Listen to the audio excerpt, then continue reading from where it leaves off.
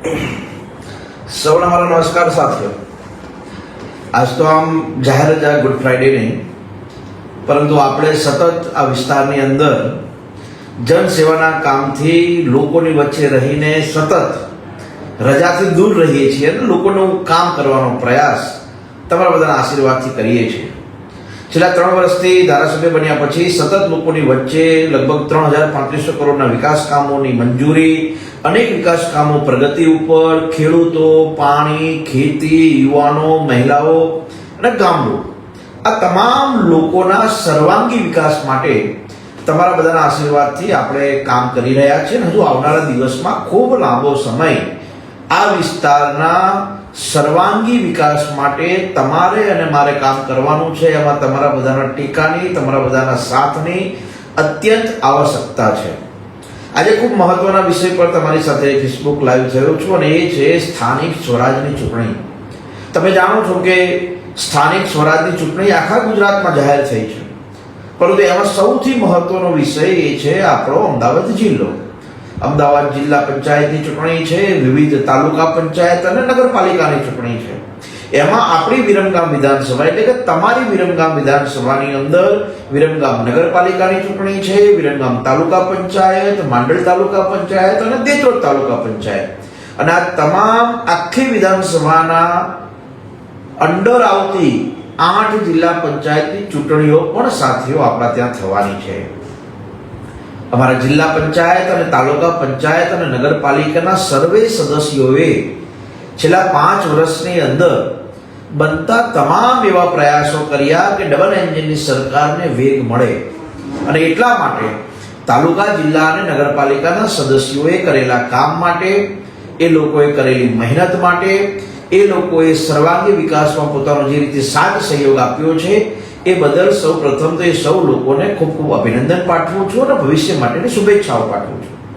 સાથે જ આજે ખૂબ મહત્વના વિષય પર ચર્ચા કરીએ છીએ, એ છે ગઈકાલે એટલે કે પરમ દિવસે આચારસંહિતા જે દિવસે લાગુ થઈ એના આગલા દિવસે રાજ્યના મક્કમ અને મૃદુ મુખ્યમંત્રી શ્રીમાન ભૂપેન્દ્રભાઈ પટેલે આપણી વિરમગામ વિધાનસભાના એમાં અલગ અલગ તાલુકાના વિરમગામ, માંડલ, દેત્રોડ અને નળકાંઠા એના લગભગ 14 રસ્તાઓ જે ખૂબ જર્જરિત હતા, જે 7 વર્ષથી વધુ સમય થઈ ગયો હતો, એવા 30 કરોડના રસ્તાઓની સાથીઓ આપણને સૈદ્ધાંતિક મંજૂરી આપી છે।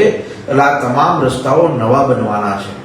મેં ગઈકાલે તો આમ પોસ્ટના માધ્યમથી વિસ્તારના લોકોને જાણ થાય એટલા માટે જાહેર કર્યું હતું કે કયા કયા રસ્તાઓ છે, અને તમે જાણો છો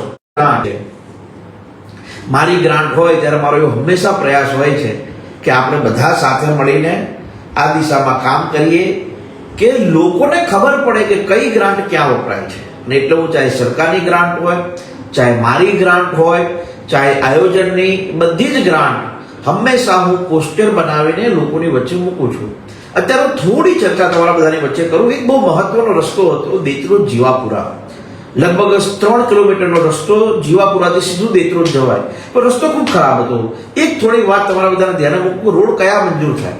રોડની એક કેટેગરી હોય, એક 5 વર્ષ, એક 7 વર્ષ, એક 9 વર્ષ ને એક 11 વર્ષ। 5 વર્ષનો જે રોડ હોય એ મંજૂર થાય, 7 વર્ષનો મર્યાદા હોય એટલે એટલા જૂના રસ્તા હોય, એમ ડામર ખરાબ થઈ ગયો હોય એવા રસ્તાઓ મંજૂર થાય। આ બધા જે રસ્તા બોલું છે એ 7 વર્ષની મર્યાદા હતી, એટલે 7 વર્ષ થઈ ગયા પછી રિસર્ફેસિંગ થયું જ નથી, પછી એ રસ્તો બન્યો જ નથી, એવા રસ્તાઓ આપણે અત્યારે મંજૂર કર્યા છે। એમાં પહેલો હતો દેત્રોડ જીવાપુરા, જે લગભગ 3 કિલોમીટરનો રસ્તો હતો ને 2 કરોડ ને 3 લાખના ખર્ચે રસ્તો આખો નવો બનશે। એટલે જીવાપુરા ગામ, આજુબાજુના જે 2-4 ગામો છે એ લોકોને હવે છે કામ ફરીને હાઈવે થઈને નહીં જવું પડે, હવે એ રસ્તો બન્યા પછી સીધું દેત્રોડ જવાની વ્યવસ્થા મળશે। એ પછી લીયા અને ઓગણ રસ્તો, તો આમ તો રસ્તો ખૂબ સારો હતો, પણ ત્યાં કોઈ નાની મોટી કંપની બનતી હતી ને એના ડમ્પર આવવાના કારણે રસ્તો ખૂબ ખરાબ થઈ ગયો, ખૂબ તૂટી ગયો। અને લીયા ગામમાં હું એકવાર લગ્ન પ્રસંગમાં ગયો હતો થોડા દિવસ પહેલા, તો લીયા ગામના લોકોએ જે આજુબાજુના ગામમાંથી જે મહેમાનો આવ્યા હોય એને કીધું કે હાર્દિકભાઈ તમારા બધા વિસ્તારની અંદર તો બધા રસ્તાઓ સારા છે, આ ગામનો રસ્તો કેમ ખરાબ છે? એટલે ત્યારે આ વાત ધ્યાનમાં આવી અને પછી આપણે લીયા અને ઓગણનો રસ્તો 7 કિલોમીટર લાંબો રસ્તો છે, આપણે 3.5 કરોડ રૂપિયાના ખર્ચે સાથે મંજૂર કર્યો છે। મેલજથી હીરાપુરાનો એક રસ્તો છે, આમ તો મુખ્ય રંગપુરાવાળા રોડથી એ હીરાપુરા સુધીનો રસ્તો તો 5.5 મીટર રસ્તો પહોળો મસ્ત બનાવી દીધો છે આપણે, પરંતુ હીરાપુરાથી મેલજનો રસ્તો એક થોડો ખરાબ હતો. તો હમણાં સ્કૂલના લોકાર્પણ પ્રસંગે, ખાતમુહૂર્ત પ્રસંગે ગામમાં ગયો તો ગામના લોકોએ વિનંતી કરી કે હાર્દિકભાઈ આ રસ્તામાં થોડું ઝડપથી થાય. અને લોકો ફેસબુકમાં આપણે થોડું લાઈવ થયું એટલે નીચે લખે કે હાર્દિકભાઈ અમારો રસ્તો રહી ગયો, અમારો રસ્તો રહી ગયો. એટલે હું એવો પ્રયાસ કરું કે જ્યાંથી પણ માહિતી આવે એ બધી ભેગી કરીને સરકાર સુધી પહોંચાડવાનો આપણે પ્રયાસ કરતા હોઈએ છીએ. એટલે મેલેજથી હીરાપુરાનો રસ્તો 2.25 કિલોમીટર લાંબો હતો, એ આપણે 2.5 કરોડ રૂપિયાના ખર્ચે સાથે મંજૂર કર્યો છે. એ પછી રુદાતલથી ગણપતિપુરા, રુદાતલ એટલે તમને ખબર હશે ઐતિહાસિક ગણપતિ દાદાનું મંદિર છે દેત્રોદ તાલુકા. આ દેત્રોદ તાલુકાનું મંદિર જે ગણપતિ દાદાનું હજારો લોકો ત્યાં ગણેશ ચતુર્થી હોય, બીજા બધા પૂનમો હોય, બધા પૂનમો ભરવા પણ આવે. આ રસ્તો થોડો ખરાબ હતો, 1 કિલોમીટરનો જ હતો, પરંતુ આપણે એને આરસીસી અને બધું મિક્સ કરીને રસ્તો બનાવવાનું પ્લાનિંગ કર્યું. 2.35 લાખ રૂપિયાના ખર્ચે આખો રસ્તો સાથે નવો બનવાનો છે. એ પછી બાટાઈ ગામ છે, હમણાં જ્યારે પંચાયત જુદી પડી, હમણાં ત્યાં હું ખોડિયારમાંના પ્રસંગે ગયો હતો. છે 500 મીટરનો જ રસ્તો, પણ એની અંદર આરસીસી, એની અંદર નાળા, અને એ રસ્તો પણ આપણે 1.20 કરોડ રૂપિયાના ખર્ચે બાટાઈ ગામનો એપ્રોચ રસ્તો પણ સાથીઓ નવો બનવાનો છે. એ પછી સોલગામથી માનપુરા.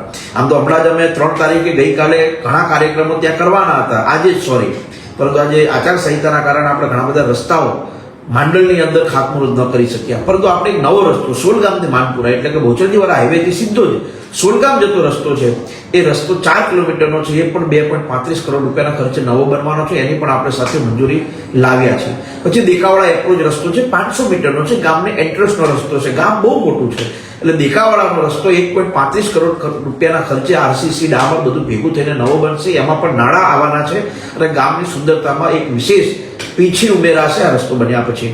પછી ટ્રેન્ટ ગામ, માંડલ તાલુકાનો ટ્રેન્ટ ગામ, અનેક રસ્તાઓ એ ગામમાં મંજૂર કરી. હમણાં 1.25 કરોડનો એક રસ્તો હતો, પછી એક 45 લાખનો રસ્તો હતો, અત્યારે નવો એક રસ્તો 50 લાખ રૂપિયાના ખર્ચે એ રસ્તો ત્યાં બનવાનો છે. એ લગભગ 401 મીટર રસ્તો છે, પરંતુ એ 50 લાખના ખર્ચે ખૂબ નવો બનશે. અને આખું ગામ ટ્રેન્ડ, જે કલ્પના ગામના લોકોએ કરી હતી, ગામના સરપંચ બધા આગેવાનો, એ પ્રકારે ટ્રેન્ડ ગામ વર્ષો પછી આ બધી ગ્રાન્ટ પત્ર આવી રહી છે.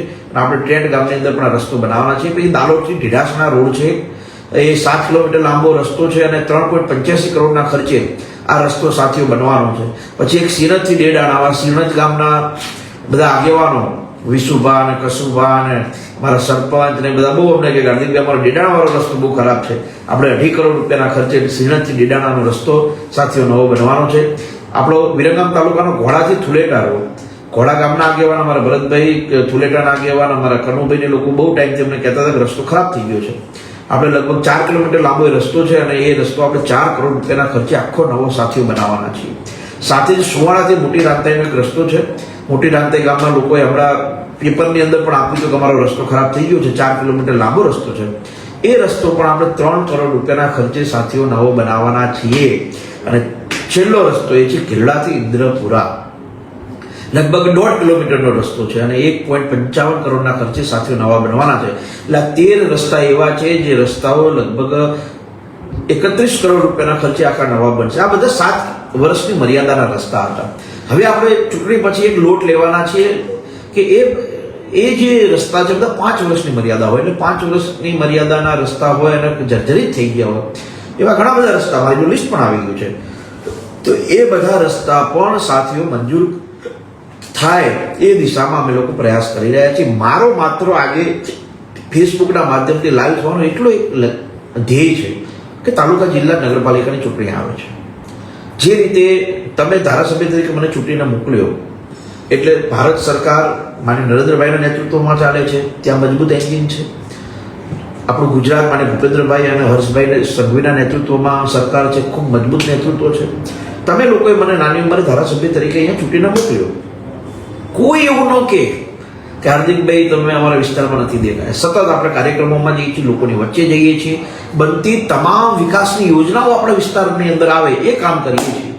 એટલે મારી આપ સૌને એટલી વિનંતી છે કે અમારી આ ત્રણેય શક્તિને વધુ મજબૂત કરવી હોય તો તાલુકા, જિલ્લા અને નગરપાલિકાની અંદર વધુમાં વધુ ભારતીય જનતા પાર્ટીના ઉમેદવારો કમળના ચિહ્ન ઉપર ચૂંટીને આવે એ દિશામાં તમારે સાથીઓ કામ કરવાનું છે. આ વખતે આપણો એવો પ્રયાસ છે, ગઈ વખતે પણ સારા ઉમેદવારો હતા, આ વખતે વધુ સારા ઉમેદવારો આવે અથવા આમાં જે સારા ઉમેદવારો હતા એ ફરીથી આવે એ દિશામાં આપણે પ્રયાસ કરવો છે. અને નગરપાલિકા હોય, તાલુકા હોય, જિલ્લા હોય, ખૂબ સારા, ખૂબ મજબૂત ઉમેદવારો લાવીને આપણે આપણા વિસ્તારને સૌથી સારો વિસ્તાર બનાવવો છે, એ દિશામાં આપણે આગળ વધવું છે. હમણાં મને એક મિત્ર એવું કહેતો કે હાર્દિકભાઈ તમે તમારું ગામ બહુ સારું બનાવ્યું. મેં તું ધારાસભ્ય છું, મારે જે ગામમાં મારો જન્મ થયો છે, જે ગામમાં હું રમ્યો છું, જે ગામ મારી કર્મભૂમિ છે, એ ગામને મારે સારું બનાવવું જોઈએ. કેમ બનાવવું જોઈએ? કે મારા ગામની અંદર કોઈ આવે તો એવું ન કહેવું જોઈએ જો ધારાસભ્યનું ગામ બહુ ખરાબ હોય બીજા ગામ થોડી સારા બનશે. આજે એક લક્ષ્યાંક આપણે કરવો છે, આપણે એક સંકલ્પ લેવો છે. જેટલા પણ લોકો ટિકિટ માંગતા હોય, જેટલા પણ લોકો આગેવાન તરીકે અત્યારે પ્રયાસ કરતા હોય કે ભારતીય જનતા પાર્ટીના કાર્યકર્તા તરીકે અમારે કામ કરવું છે, એ બધા લોકોને મારી વિનંતી છે કે તમે આવતીકાલ તાલુકા, જિલ્લા, નગરપાલિકા જીતો. સૌથી પહેલી આપણી પ્રાયોરિટી હોવી જોઈએ કે આપણે જે વિસ્તારમાંથી આવીએ છીએ વિસ્તારને સૌથી પહેલાં સારો બનાવવો જોઈએ. કે લોકોની તો અપેક્ષા તમારી પાસે ઉઘડશે, ખુલશે કે આ માણસે એના વોર્ડ સારો બનાવ્યો છે ને આપણો વોર્ડ ચોક્કસ સારો બનાવશે. આ માણસે એનું ગામ સારું બનાવ્યું છે તો આ માણસ આપણું ગામ સારું બનાવશે. પણ 10-10, 15-15 વર્ષ સુધી ધારાસભ્ય હોય, 10-10, 15-15 વર્ષ સુધી જિલ્લાનો, તાલુકાનો આગેવાનો, પછી એના જ ગામની અંદર રોડ ના હોય, બ્લોક ના હોય, ગટર ઉભરાતી હોય તો બીજા ગામના લોકો આપણી જોડે અપેક્ષા ઓછી રાખે. મારે એક વાત ખાલી તમારા બધાને ધ્યાન મૂકવી છે કે એકવાર આપણે એવો સંકલ્પ લેવો જોઈએ કે આપણો વિસ્તાર, આપણું ગામ તો સૌથી સારું હોવું જોઈએ. જો આવી કલ્પના તમે કરશો ને તો જ આવનારા દિવસની અંદર દરેક ગામની પ્રાથમિક સુખાકારીઓનું કામ પૂર્ણ થશે. એટલે કે આપણે વર્ષો સુધી જિલ્લા પંચાયત, તાલુકા પંચાયત, ધારાસભ્ય તો આવશે જશે, પણ બધી વ્યવસ્થાઓ ક્યારે પૂરી થશે? મને ઘણા બધા લોકો એવું કે હાર્દિકભાઈ અમારો રોડ નથી બનતો. ભાઈ બનાવશું અમે જ. આટલા રોડ બનાવ્યા છે, તમારો બાકી રહેશે તો શું તમારો રોડ આમ આદમી વાળા બનાવી દેશે, તમારો રોડ કોંગ્રેસ વાળા બનાવી દેશે? હતા જ ને, ક્યાં બનાવ્યા? ભારતીય જનતા પાર્ટીનો ધારાસભ્ય જ વિકાસના કામો કરી શકે એટલા માટે કેમ કે સરકાર ભાજપની છે. હું કોઈ પણ લેટર આપું 10 વખત જેવું માને મુખ્યમંત્રી સાહેબ લોકસભા કરવું પડશે. આ તમે જો ચૂંટણી બદલેલા રેવલપુરાવાળો રસ્તો આપણે મંજૂર કરાવીએ છીએ, હાઈવેથી વિરમગામનો 10 મીટર પહોળો રસ્તો બનશે સાહેબ. વિરમગામથી બહાર જવા માટે પછી બીજા કોઈ રસ્તાની જરૂર નથી. અત્યારે તમે જુઓ છો વિરમગામમાં કેટલી તેજ ગતિથી રસ્તાઓ અને વિકાસના કામો હાથ ઉપર લીધા છે. હા, મારી જોડે સકાલાકા બૂમ બૂમ વાળી પેન્સિલ નથી કે આમ કરવું અને બધું સારું થઈ જશે. કાકા બૂમ બૂમ એવું તો થવાનું નથી. મહેનત કરવી પડશે ને સમય લાગશે એના માટે. વર્ષોના ખાડા હોય એને પૂરતા વાર લાગે. વર્ષનું જર્જરિત બિલ્ડિંગ હોય એને બનાવતા વાર લાગે. આપણે પોતાનું ઘર બનાવવું હોય 2 BHK 3 BHK, જિંદગીના 20 વર્ષ જતા રહે ત્યારે ઘર બને છે. આ તો આટલા બધા ગામ બનાવવાના છે, આટલું બધું મોટું શહેર તૈયાર કરવાનું છે. એટલે આપણે બધા સાથે મળીને આ દિશામાં આગળ વધીએ એવી મારી અપેક્ષા છે.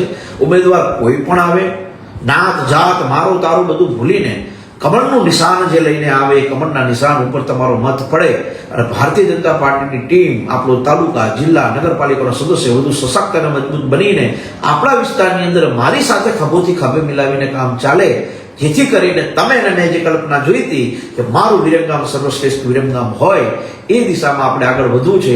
મારું વિરમગામ સર્વશ્રેષ્ઠ વિરમગામ હોય, મારું માંડલ સર્વશ્રેષ્ઠ માંડલ હોય, મારું દેત્રોજ સર્વશ્રેષ્ઠ દેત્રોજ બને, મારો નળકાંઠો સૌથી સારો કાંઠો બને અને આપણા બધાનું સ્વચ્છ શહેર બને વિરમગામ શહેર. એ દિશામાં આગળ વધવા માટે બધા સાથે મળીને સાથીઓ કામ કરવાનું છે. રોડ રસ્તાના કામ તમે બિલકુલ ચિંતા ના કરો. કોઈ રસ્તો એવો નહીં હોય કે જે નહીં બને, બધા જ બનશે. નિયાળિયાના રસ્તા જે તમે બધા કલ્પના લઈને બેઠા આ નિયાળિયાનો રસ્તો બની જાય એમાં થોડીક વાર લાગશે, કેમ કે વર્ષે 5 જ નિયાળિયાના રસ્તા બને. પણ હયાત રસ્તાઓ જેટલા પણ ખરાબ હશે એ તમામ રસ્તાઓ સારા બનાવવાનું તમને બધાને આશ્વાસન નથી આપતો, સંકલ્પ આપું છું. બધા જ રસ્તાઓ બનશે. તમે વિચાર કલ્પના કરો, વિરમગામ વિધાનસભાની અંદર કોઈ એવું કે ફાટક ઉપર ઓવરબ્રિજ બનશે. આજે 5 ઓવરબ્રિજ મંજૂર થયા, 4 ઓવરબ્રિજના કામો કાર્યરત છે. કોઈ એવું કે હાર્દિકભાઈ વિરમગામ શહેરની એન્ટ્રીનો રસ્તો ફોરલેન બનશે, તો કામ ચાલુ છે. કોઈ કે હાર્દિકભાઈ વિરમગામની અંદર ડિવાઈડર વાળા રસ્તા બનશે, કામ ચાલુ છે. કોઈ એવું કે હાર્દિકભાઈ ખુલ્લી ગટર પેક થાય, કામ ચાલુ છે. ખુલ્લી ગટર પેક થશે, ગટર ઉભરાવાના પ્રશ્નો ખૂબ નહિવત બન્યા છે, આવનારા દિવસમાં એકદમ સોલ્વ થઈ જશે. પણ બધાએ સાથ અને સહયોગ આપવો પડશે, એકબીજાને ટેકો આપવો પડશે, તો જ આ બધું કામ આપણે સારી રીતે કરી શકીશું. મારી આપ સૌને વિનંતી છે કે વિરમગામ સારું બને એ દિશામાં મારો સતત પ્રયાસ છે. સતત હું લોકોની વચ્ચે રહું છું, સતત લોકોની વચ્ચે જાઉં છું. આ ઉનાળાના સમયે તો તમે જોયું હશે કે ચાલુ દિવસે હું નળકાંઠાના આખા દિવસે કાર્યક્રમમાં જતો હતો, લોકોની વચ્ચે જઈને બેસતો હતો અને સભાઓની ખાટલા બેઠક, આવો બોલો શું તમને કામ છે. ઘણા કામો તો હયાત જગ્યાઓ કરી આપતા હતા આપણે કે લાવો કોને કહેવાનું છે, કલેક્ટરને, મામલતદારને, પ્રાંતને, નગરપાલિકા ચીફ ઓફિસરને કહેવું પડે, બધાને જે કહેવું પડતું હોય ત્યાં કહીને આપણે કામ કરીએ છીએ. પરંતુ તમારા મગજની અંદર આવીને કોઈ ખોટી વાતો નાખે એના કરતાં તમે જાગૃત બનજો. ઘણા બધા લોકો એવું કહે છે કે હાર્દિકભાઈ પેટ્રોલની તંગી છે, ગેસની તંગી છે. ભાઈ ક્યાં તંગી છે? તમારા ઘરમાં હોઈ શકે, સરકાર પાસે નથી.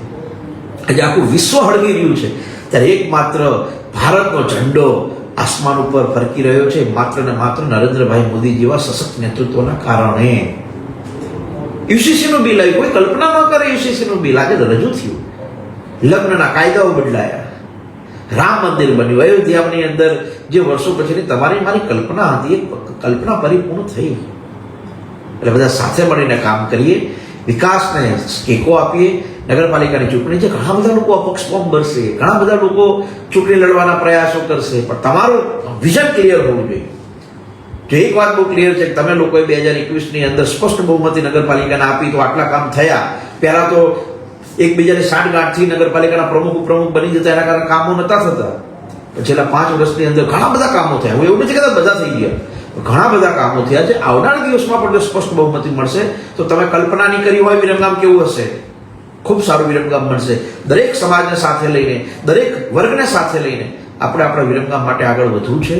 તમે બધા સાથને સહયોગ આપો અને તમે બધા સાથે મળીને બધા જ એકબીજાને મદદ કરતા રહો, બસ એવી કલ્પના કરું છું, અપેક્ષા રાખું છું. ઉનાળાનો સમય છે, બધા લોકો તમારી તબિયત સાચવજો એવી આપ સૌ પાસે અપેક્ષા રાખું છું. પુનઃ એકવાર આપ સૌનો ખૂબ ખૂબ આભાર.